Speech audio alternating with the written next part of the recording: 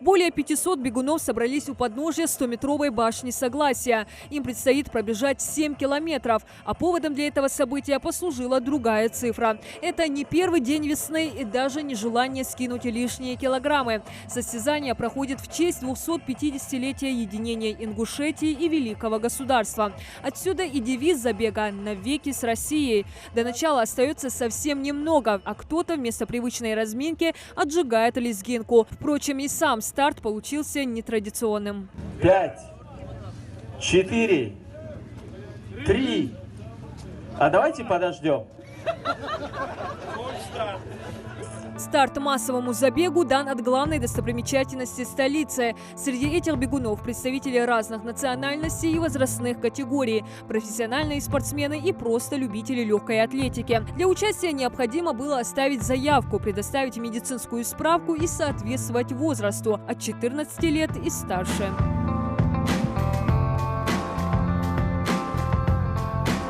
В ходе маршрута у бегунов меняется география. Пробежав половину Магаса, оказываются на федеральной трассе в Нассер-Корте.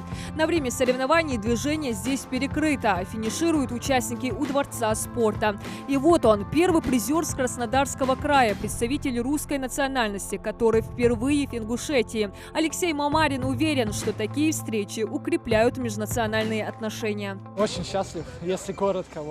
Ну, на самом деле, очень круто, когда бежишь по городу, когда движение перекрывают, да, и вот с одной точки в другую, и по такой красоте там бежать, ну, непередаваемые ощущения, вот. А тем временем другие участники продолжают достигать финишную полосу. Встречают бегунов весело и шумно. Организаторы у Дворца спорта развернули концертную программу. Здесь же ребята восполняют запас углеводов бананами и согреваются горячим кофе. Ну а некоторые участники заявляют, что эта погода отлично подошла для забега и холода вовсе не почувствовали. Среди бегунов сегодня были и тренеры со своими подопечными. А у Евгения Драгунова, тренера по легкой атлетике с Махачкалы, сегодня двойной праздник. Захотели поддержать, потому что все-таки такая важная дата, 250-летие объединения Ингушетии с Россией. Мы обязательнейшим образом, я тренер по легкой атлетике, собрал команду свою и привез сюда, вот мы на своей машине подъехали. Сами тоже участвовали в забеге? Да, я прибежал за 30 минут, вот могу часы показать, сейчас.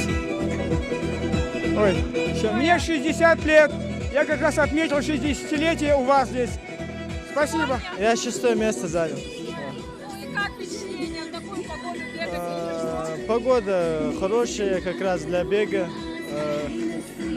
Для меня замечательная погода. Далеко не все участники смогли сегодня занять позицию на старте по состоянию здоровья. Но организация и забега остались довольны. Обещают не пропустить следующий. Я в многих забегах участвую, занимаю призовые места, не судьба была. Организация была на профессиональном уровне, все очень понравилось. 7 километров преодолены все участники, как и на старте в сборе, но только уже у финишной. Первая тройка победителей уже определена. Вторые и третьи места заняли жители Ингушетии, а первая по праву досталась гостю республики. Магас Руслан Арсаматов, также министр спорта Республики Ингушетия Алия Исаевич Дашлакоев.